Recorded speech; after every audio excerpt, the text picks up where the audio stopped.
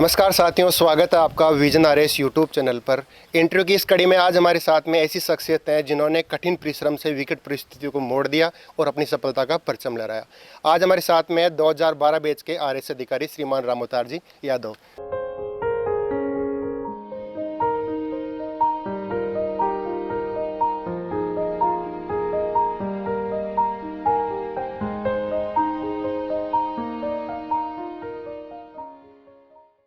स्वागत है सर आपका हमारे यूट्यूब चैनल पर। Thank you Ajay ji. तो आज इस वीडियो में जानेंगे रामोतार जी से कि किस प्रकार उन्होंने अपनी प्रारंभिक शिक्षा की, क्या उनका बैकग्राउंड है, उनकी पारिवारिक परिस्थिति और उनका जो भी बैकग्राउंड है हम जानने की कोशिश करेंगे। तो बताइए सर आप हमारे व्यूअर्स को। मैं प्राइमरी स्कूल मेरे गांव से हुई है और सीनियर सेकेंडरी और सेकेंडरी स्कूलिंग मेरी हिंगोनिया ग्राम से हुई है। जी जी। और सीनियर सेकेंडरी में मैंने मेरा जो बैकग्राउंड रहा है एजुकेशनल, वो मेरा साइंस से रहा है। और उसके बाद में मेरा था कि मैं इंजीनियरिंग करूं, जी जी। लेकिन पारिवारिक परिस्थितियां ऐसी रही कि मैं इंजीनियरिंग नहीं कर सका, क्योंकि वहाँ फीस तो जो थी बहुत ज़्यादा थी। तो मेरे पापा जी ने कहा कि साइंस की और कौन सी स्ट्रीम्स है जिनमें तुम्हें कम पैसे में पढ़ाई कर सकते हो। तो मैंने फिर उसके बाद में बीएससी की मैंने महाराजा कॉलेज से, और फिज़िक्स से मैंने एमएससी की डिपार्टमेंट ऑफ फिज़िक्स से, यूनिवर्सिटी ऑफ राजस्थान से। और उसके बाद में जो है उस शैक्षणिक में जो रहा उसमें थोड़ी दिक्कत ये आई कि जो फाइनेंशियल प्रॉब्लम थी, अच्छा अच्छा। वो सबसे ज़्यादा अहम रही। कि मुझे जैसे मैं जब फिज़िक्स से एमएससी कर रहा था, जब मेरा यूँ था भाई मैं फिज़िक्स से एमएससी करूँ, तो उस दौरान मैंने अपने हॉस्टल, जो मैं पहले श्री कृष्ण छात्रावास में रहता था, तो वहाँ से मेरे को सिक्योरिटी डिपॉजिट बाहर निकालना पड़ा जी। ताकि मैं अपना फॉर्म भर सकूं, क्योंकि उसकी लगभग 1100-1200 रुपये फ़ीस थी फॉर्म की। और उसके साथ ही मेरे लगभग उसकी जैसे 2500 रुपये उसकी फ़ीस थी उस टाइम। तो मुझे, हालांकि इनकम टैक्स, जो मेरा इनकम टैक्स था, मेरे पापा जी की इतनी आय अच्छी नहीं थी, तो मुझे उसमें रिबेट मिली, वहाँ पर मेरी फ़ीस बहुत कम जमा हुई। तो मुझे यानी कि मेरी हालत ऐसी थी कि सिक्योरिटी डिपॉजिट भी मेरे को बाहर निकालनी पड़ी, उसके बाद मेरे को फॉर्म भरना पड़ा। तो ऐसी परिस्थिति रही। उसके बाद में मैंने, जब हमारे यहाँ से 2 आईएएस निकले हमारे पड़ोस से, राजकुमार जी और रामनिवास यादव, जी जी। तो उनको देख के मैं यूँ मेरे पापा जी को मैंने पहले भी, क्योंकि मेरे यहाँ से नज़दीकी खेमाराम यादव भी तैयारी कर रहा था, तो मैंने एक बार पहले भी डिस्कस किया था। तो उन्होंने कहा कि यार देख लेना, मेरे पास इतने पैसे नहीं है, कोई तू यहाँ से ही जैसे तैयारी करके कैसे भी कर सकता है वैसे मैनेज कर ले। लेकिन जब सिलेक्शन हुआ और उनका जब यहाँ पर उनका जो देखा, उस चीज़ को समझा कि आईएएस क्या चीज़ होती है, यहाँ पर जब वो जो समाज ने जो रेस्पॉन्स किया, बिल्कुल बिल्कुल। तो जब सोशल रेस्पॉन्स वैसा हुआ, तो पापा जी ने कहा कि यार इसमें कितने पैसे लगेंगे। अच्छा। तो मेरा था कि अप्रोक्सीमेट, जब 2010 में जब मैंने तैयारी स्टार्ट की, उस जी टाइम जी। था कि अब लगभग लाख रुपए के लगभग अपन भाई इस तैयारी में अपन इन्वेस्ट करके और अपन कर सकते हैं, निकाल सकते हैं। तो हमें ये था कि 1.5 साल में अपन लगभग अपन, जैसे दिल्ली में तैयारी करनी थी तो वहाँ पर कमरे का किराया भी है, फीस भी है, कोचिंग वगैरह, भाई अपन 1.5 साल में वहाँ रह के अपन अच्छी तैयारी कर लेंगे। फिर उसके बाद में अपन अपना मुंह देखेंगे कि कैसा क्या रहेगा। मैंने उस दौरान, मेरे पापा जी ने मेरे को प्रेरित किया, और उस दौरान हम काफ़ी लोग यहाँ से दिल्ली भी गए, और मैं अप्रोक्सीमेटली 1 साल रहा। लेकिन वहाँ पर मैंने तैयारी भी बहुत अच्छी की, कोचिंग भी की। और जब वहाँ से मैं प्रीलिम्स दिया मैंने पहली बार, तो प्रीलिम्स दिया, काफ़ी अच्छा कॉन्फिडेंस भी था। और कॉन्फिडेंस के साथ कभी कभी ये फेज़ भी आता है कि अपन काफ़ी स्ट्रेस में आ जाते हैं कि पता नहीं बिल्कुल होगा या नहीं होगा।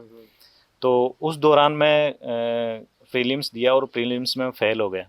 जी जी। और प्रीलिम्स में फेल हुआ तो मैं वहाँ से वापस मुँह में जयपुर कर गया। ये थोड़ा सा मेरा ड्रॉबैक रहा कि मैं आईएएस की तैयारी के दौरान वहाँ से बीच में छोड़ के मैं, ये मेरा मानना है कि वो मेरा बहुत बड़ा फेल्योर था वहाँ से नहीं करना।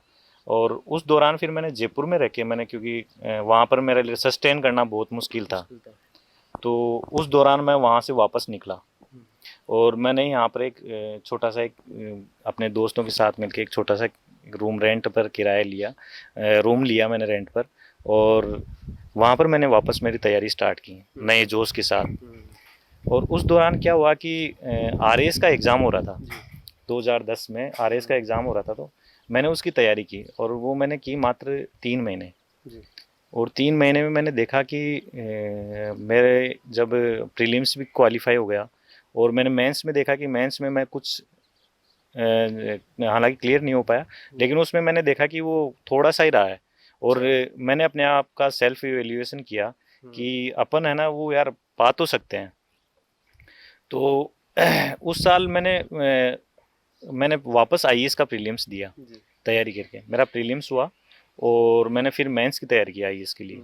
लेकिन फिर उस साल फिर मेरा मेंस में नहीं हुआ जी। और मेरे को काफ़ी धक्का भी लगा उससे, क्योंकि मेरी फाइनेंशियल पोजीशन ऐसी नहीं थी कि मैं अब आगे तैयारी जारी रख सकूं। फिर उस साल मेरा प्रीलिम्स भी नहीं निकला और प्रीलिम्स नहीं निकलने की वजह से फिर मैंने आरएएस का ही वापस एक चांस आया 2012 का, कि मार्च 2012 में उसकी वैकेंसी निकली और मैंने मई 2012 में इसका प्रीलिम्स लिखा आईएएस का। तो आईएएस के प्रीलिम्स में मेरा हो नहीं पाया। फिर मैंने आरएएस के लिए ही तैयारी की स्पेशली और दिसंबर 2012 उसकी डेट डिसाइड थी आरएएस 2012 की। तो उसमें क्या हुआ कि किन्हीं कारणों से वो एग्ज़ाम आगे खिसक गया।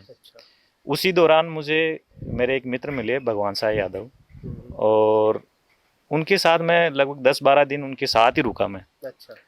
तो उन्होंने मुझे एक बात बताई कि रामावतार अपन तैयारी करते हैं, काफ़ी लोगों से हम ये भी सुनते हैं कि वो 2 या 3 महीने में तैयारी कर लेते हैं और वो कहते हैं कि हमने इस एग्ज़ाम को टॉप कर दिया।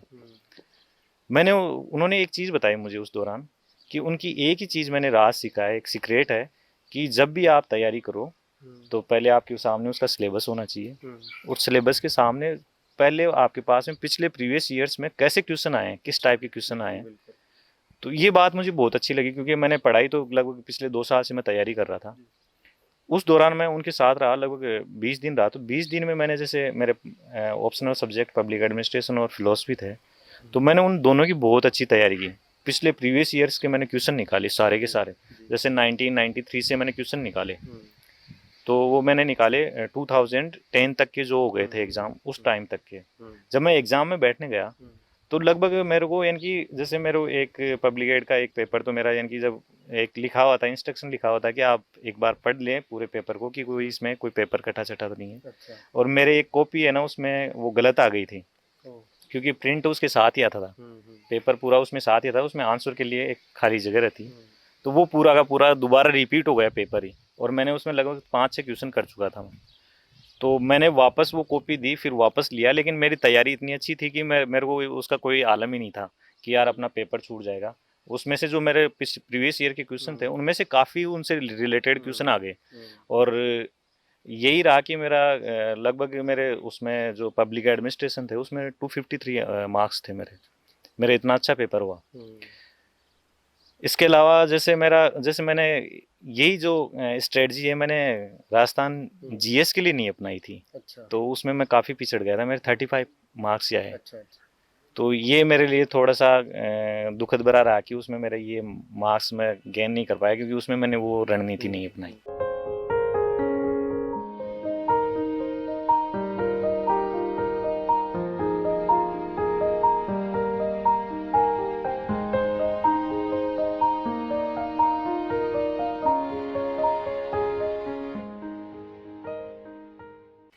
तो रामोतार जी, इतनी विकट परिस्थितियों में आपने तैयारी की, कौन सी वो चीज़ थी जो आपको बार बार मोटिवेट कर रही थी, वो बता रही थी कि आपको रुकना नहीं है, आपको थकना नहीं है, आगे इसकी तैयारी करते जाना है, बढ़ते जाना है? वो जोश कहाँ से मिलता था, वो ऊर्जा कहाँ से मिलती थी आपको?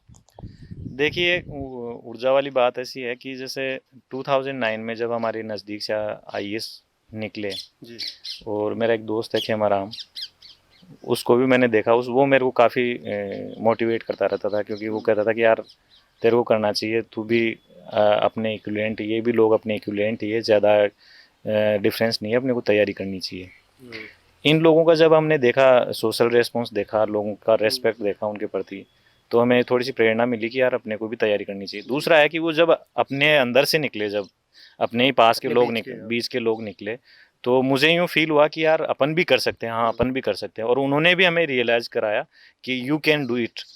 तो उन्होंने जब 2009 में, मैं जब यहाँ से जब तैयारी के लिए 2010 में जब दिल्ली के लिए निकले, तो मेरे पापा जी ने एक बात कही थी कि बेटा, जब आदमी के पास पैसा नहीं होता, तो आदमी की जब गरीबी आती है तो इज्जत है ना अपने आप उतर जाती है।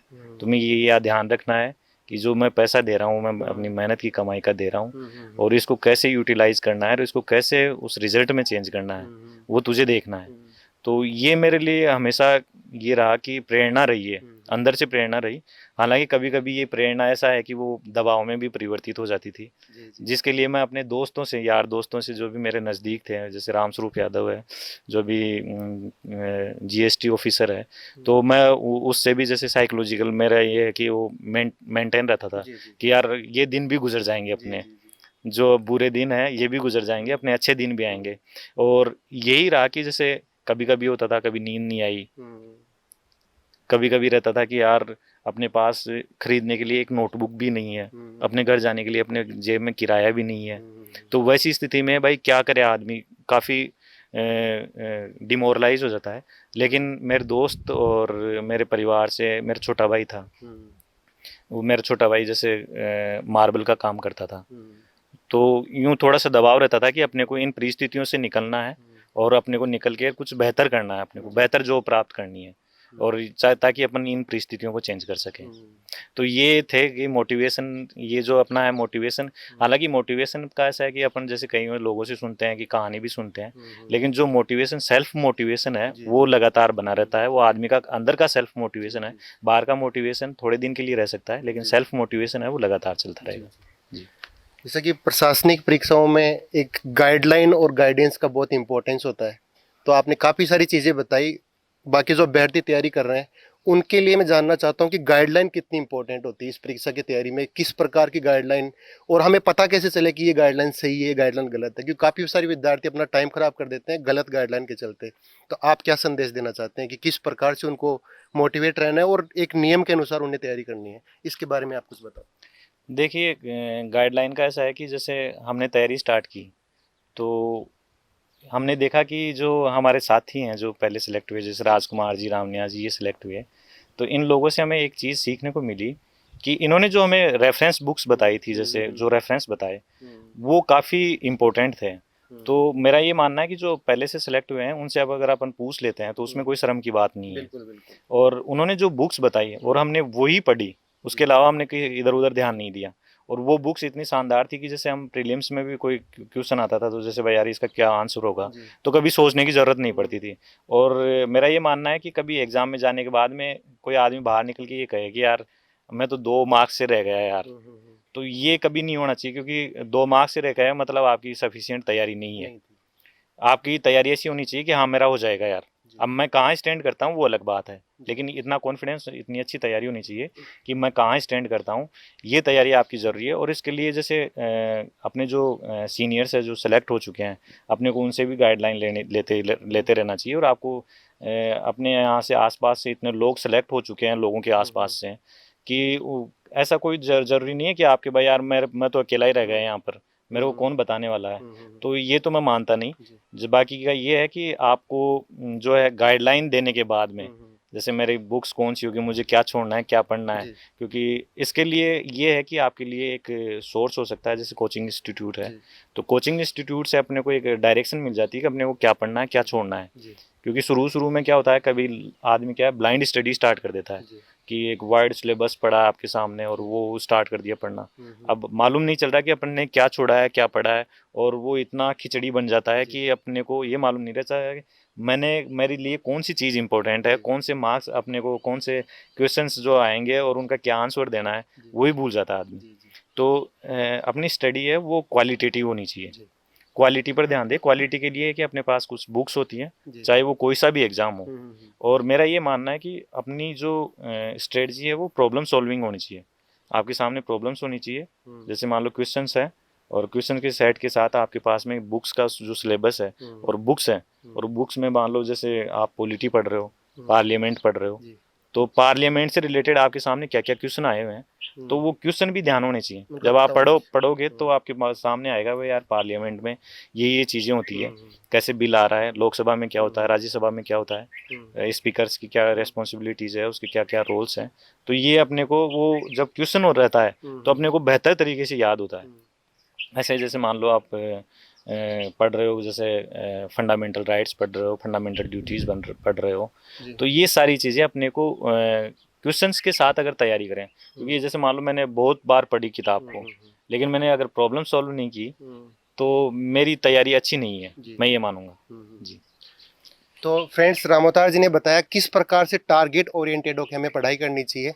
अब हम आपसे जानना चाहते हैं कि आपने रणनीति क्या अपनाई, किस प्रकार आपने सिलेबस को डिफाइन किया, क्योंकि ये सबसे इम्पोर्टेंट चीज़ है कि किस प्रकार से सिलेबस को पढ़ना चाहिए। आधी तैयारी तो आपकी वही मानी जाती है सिविल सर्विस में। तो आप जब अपनी तैयारी के बारे में बताइए कि जो सिलेबस आपने चूज किया किस प्रकार से उसको टारगेट किया, इसके बारे में आप दर्शकों को कुछ बताएं। जी, मैंने जैसे जब तैयारी स्टार्ट की तो उस टाइम तो हमें जैसे बुक्स जो हमने रेफरेंस बुक्स ली, उसके बाद में हमने उनको एक बार उनको रिवाइज पढ़ा, फिर उसके बाद में एक बार रिवाइज किया। जी। लेकिन हमें लगा कि यार तैयारी उतनी अच्छी नहीं हुई जितना होना चाहिए था। जी। यूँ दिमाग में यूँ भी जैसे काफ़ी बच्चों की ये भी आता है, यार याद नहीं हो रहा है। हम्म। तो इसका हमने हमें जब जैसे हम अपने सीनियर से पूछा हुआ है इसका क्या तरीका है, हम्म। तो फिर उसके बाद में हमारे एक चीज़ आई कि आप पहले क्वेश्चंस जो है वो भी तैयार करो साथ में। तो जैसे मैंने जैसे पब्लिक एडमिनिस्ट्रेशन पढ़ा, उसकी प्रीलिम्स तैयारी की, तो हम जैसे मैं 3 घंटे जैसे उसके चैप्टर्स पढ़ता था, तो उसके बाद में मैं 3 घंटे क्वेश्चंस भी निकालता था। तो उससे क्या है, मेरे जैसे यूँ जो क्रिस्टल क्लियरिटी होती है वो आ जाती थी, कंसेप्ट भी क्लियर होते थे कि यार ये प्रॉब्लम इसमें ये अपन ये चीज़ भूल के गए थे, ये चीज़ गलती नहीं होनी चाहिए अब की बार। इस बार जब दोबारा रिवाइज करते थे तो हमें यूँ लगता था कि यार ये तो सटासट तैयार हो गया, फटाफट तैयार हो गया, अपने को ज़्यादा दिक्कत ही नहीं आ रही है, याद करने में भी कोई दिक्कत नहीं है। तो अब मेरा ये मानना है कि आपको क्वेश्चंस पर ज़रूर आपको एम्फेसिस होना चाहिए कि अपने ये क्वेश्चंस हैं और ये तैयारी करनी चाहिए। इसके लिए आपको टेस्ट सीरीज ज्वाइन करो, या आपके पास टेस्ट सेट हो तो टेस्ट सेट ला के उनसे तैयारी करो।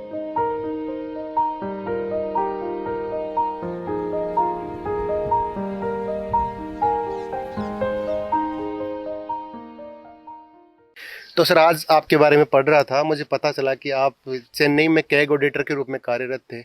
उस दौरान आपने कैसे मैनेज किया प्रशासनिक सेवा की तैयारी, जॉब करते वक्त क्या क्या चुनौतियां आपके सामने आई, कैसे आपने मैनेज किया, एक बार व्यूवर्स को प्लीज़ बताएं। 2013 फरवरी 2013 में मेरा रिजल्ट आया, जब मैंने एक बैठ के जाके मैं एसएससी का एग्ज़ाम दे के आया था।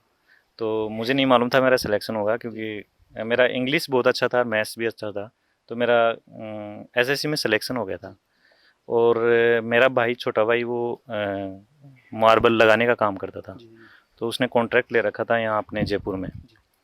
तो अगस्त 2013 में जब मैं तैयारी कर रहा था, तो उस दौरान उसका एक ट्रक एक्सीडेंट में डेथ हो गई उसकी।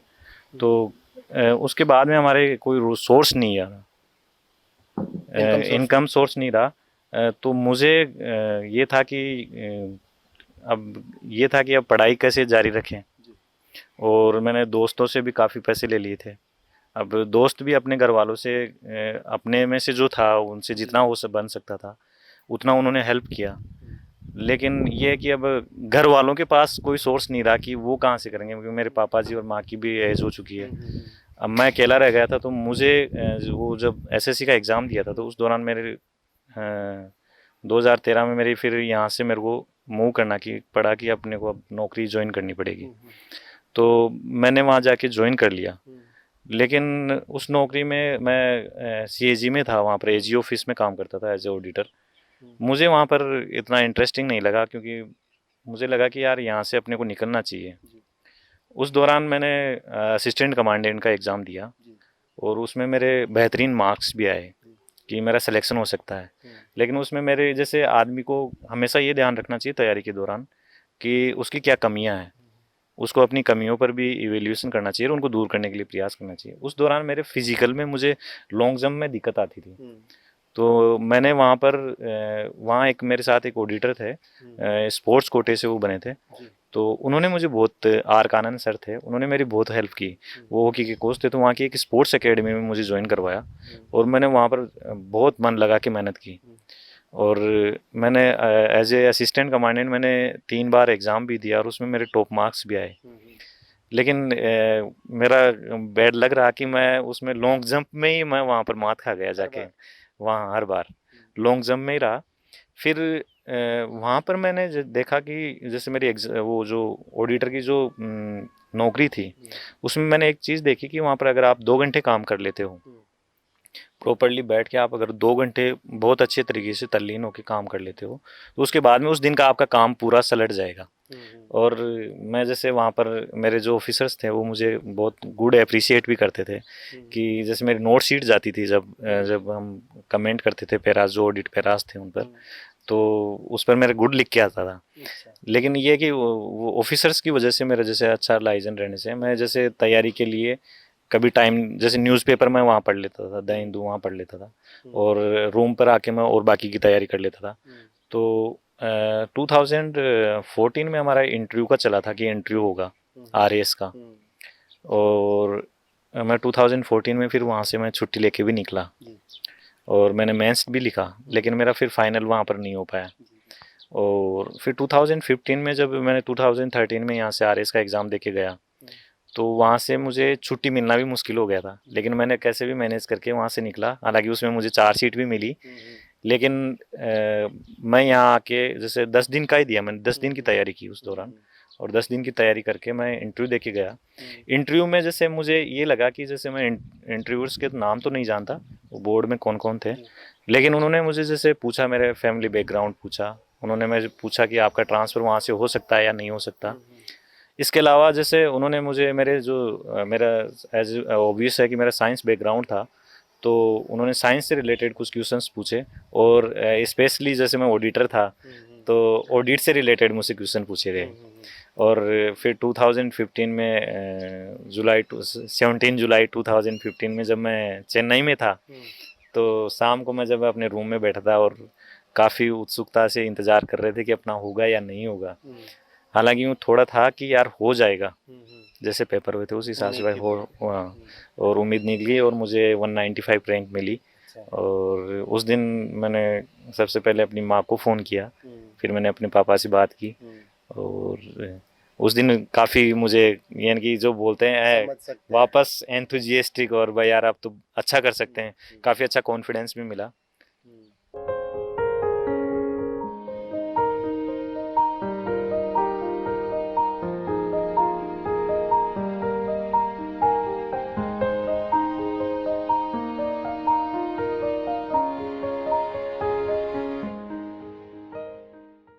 तो सर इतनी कठिन परिस्थितियों में आपने मेहनत की और अंतत्वगत आपको सफलता मिली। उस सफलता मिलने के बाद में बहुत ही हम समझ सकते हैं आपके मम्मी पापा की क्या प्रथम प्रतिक्रिया थी?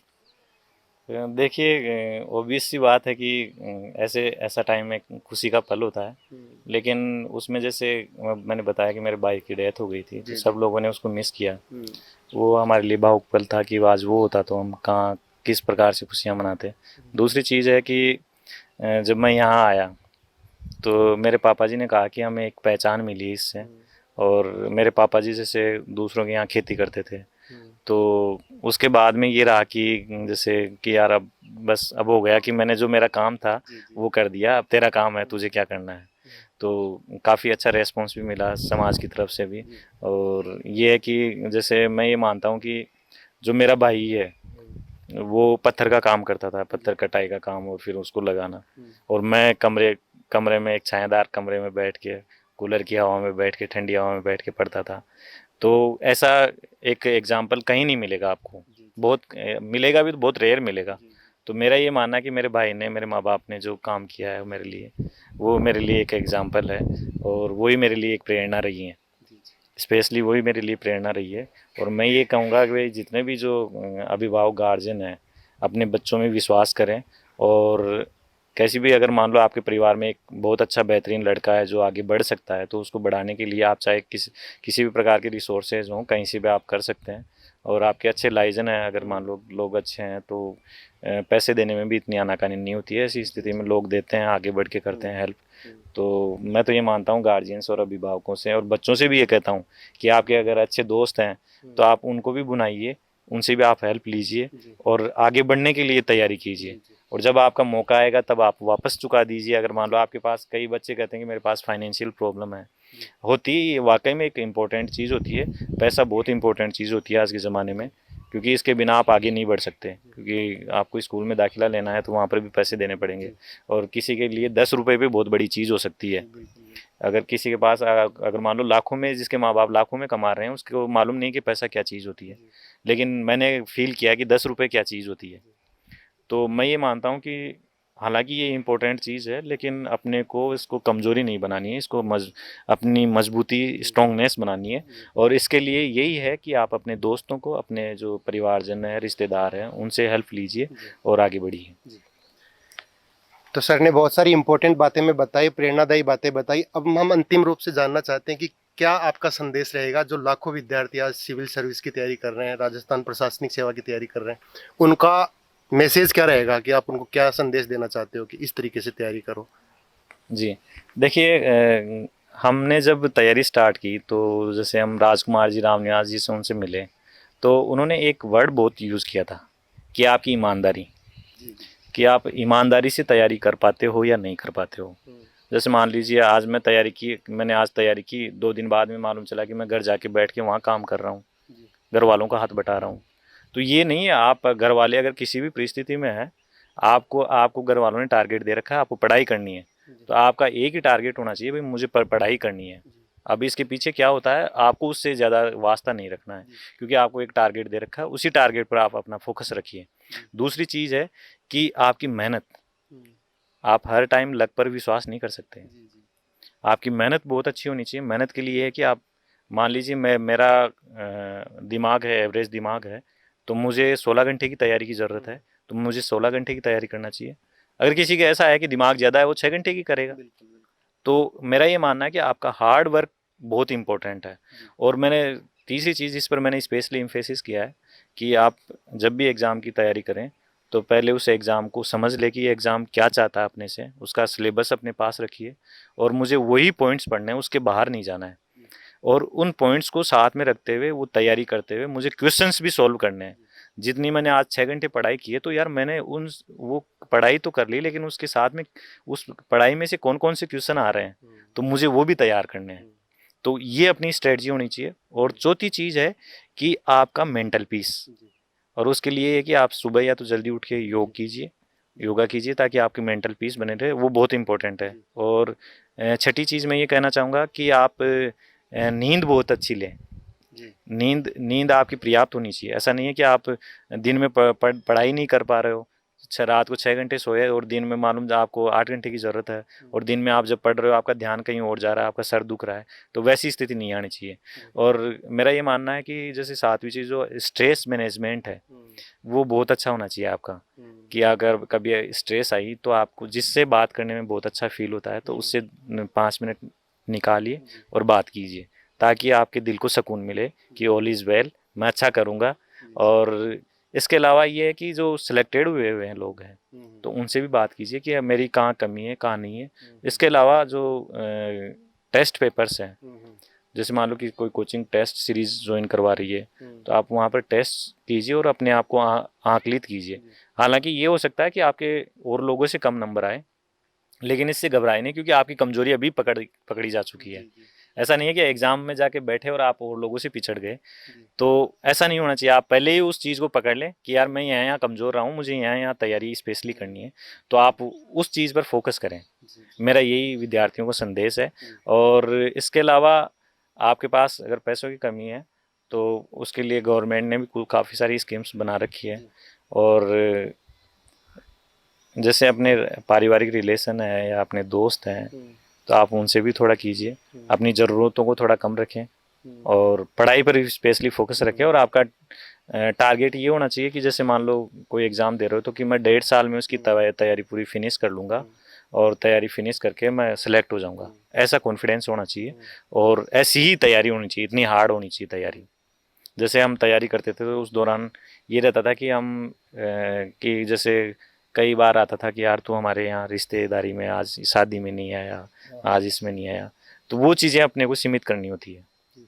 और ये सीमित करेंगे तभी अपनी पढ़ाई रेगुलर चल पाएगी। क्योंकि अगर मान लो आपके 5 दिन का ब्रेक लग गया पढ़ाई में, तो 5 दिन आप और लोग आपसे अच्छी तैयारी करके आगे बढ़ चुके हैं।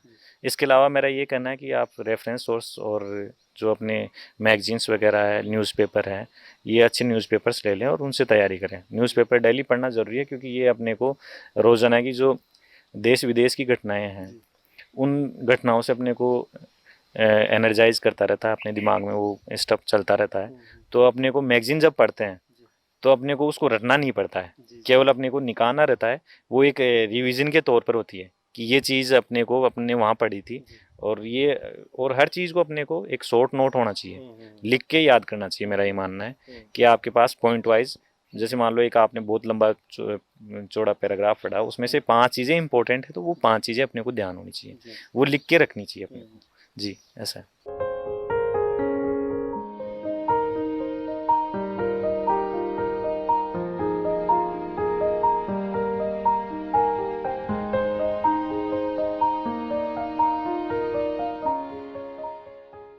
बहुत बहुत धन्यवाद सर, आपने विजन आरएस यूट्यूब चैनल पर आके बच्चों को बहुत ही प्रेरणादायक बातें बताई। Thank you, thank you. मैं सभी जो स्टूडेंट्स तैयारी कर रहे हैं उनको मैं ऑल द बेस्ट कहना चाहता हूँ। Do work hard. Okay, thank you. तो साथियों, हमारे साथ में थे श्री रामोतार यादव, आरएस अधिकारी। इन्होंने बहुत ही प्रेरणादायक बातें बताई जो कि किसी भी विद्यार्थी के जीवन को परिवर्तित करने के लिए काफ़ी है। काफ़ी कठिन परिस्थितियों में इन्होंने मेहनत की, संघर्ष किया और अंतत्वगत्वा इन्हें सफलता प्राप्त हुई। आप सब भी इनसे मोटिवेट होइए। साथ में विजन आरएस यूट्यूब चैनल पर आपको इस तरह के मोटिवेशनल वीडियोज़, जो प्रशासनिक अधिकारी हैं जिन्होंने अपने क्षेत्र में लोहा मनवाया है सफलता से, उनके वीडियोज़ आपको प्रोवाइड करवाते रहेंगे।